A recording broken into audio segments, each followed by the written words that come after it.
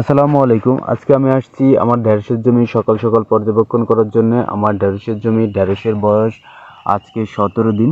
এখানে এসে আমি একটা বিষয় খুব জোরালোভাবে লক্ষ্য করলাম, সেটা হচ্ছে ঢেঁড়সের জমিতে প্রচুর পরিমাণে লেদা পোকার আক্রমণ হয়েছে। এখানে একটা বিষয় আপনাদেরকে দেখায় যে লেদা পোকা কি পরিমাণ গাছে রয়েছে। এই দেখেন একটা পোকা এই গাছে রয়েছে, এটা একটা পোকা।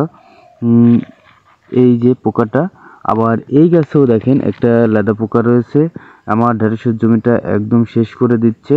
আমি গত 2 দিন খেতে আসতে পারিনি, যার কারণে ক্ষেতের এই বর্তমানে এই অবস্থা। তো এখানে লেদা পোকার হচ্ছে কীটনাশক স্প্রে করতে হবে জরুরি ভিত্তিতে। আরও এখানে একটা পোকা দেখা যাচ্ছে, যে দেখেন এই যে একটা পোকা, এই পোকাটাও হচ্ছে ঢেঁড়সের জমির প্রচুর পরিমাণে ক্ষতি করতেছে। তো ইমিডিয়েটলি আমাকে এখানে এই ঢেঁড়সের জমিতে ওষুধ স্প্রে করতে হবে। ওষুধ স্প্রে না করলে এই পাতাগুলা খেয়ে ফেলবে। এর সাথে সাথে একটা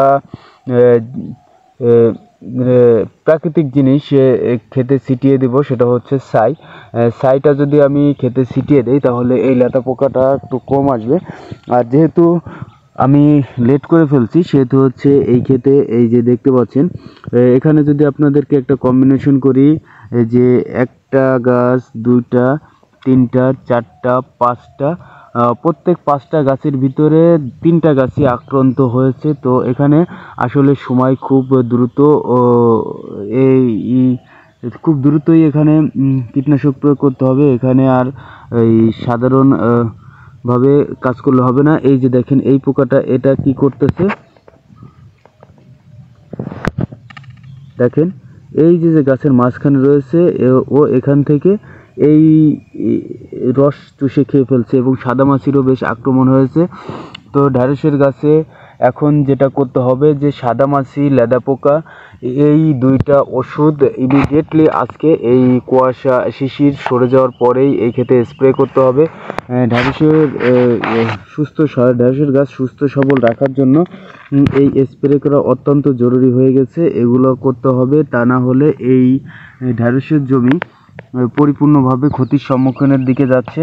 তো আপনারা যেটা করবেন, যে নিয়মিত ক্ষেত পর্যবেক্ষণ করবেন। ক্ষেত পর্যবেক্ষণ না করলে আপনাদের কষ্ট অর্জিত যে ফসল, সে ফসলগুলো নষ্ট হয়ে যেতে পারে। এর জন্য আপনাদেরকে অবশ্যই খুব দ্রুততার সহিত এই